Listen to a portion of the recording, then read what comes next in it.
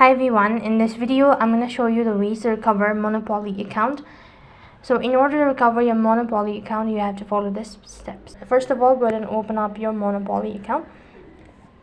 So when you open up your Monopoly account, this is how it's going to look like. Now if you're using a guest account, then there's no such way to recover your Monopoly account. However, if you're using an account that is linked with Facebook, Google or Gmail account, there are some certain chance that your account can be recovered.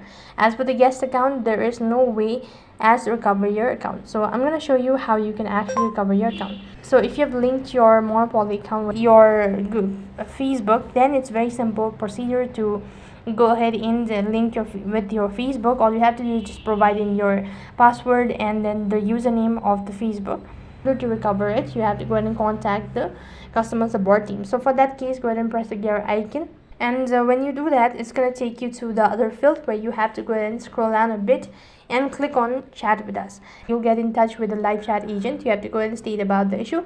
You can also go ahead and provide in the information regarding your account, your email address, your username, your information and all that, and that's how you can recover your Monopoly Go account.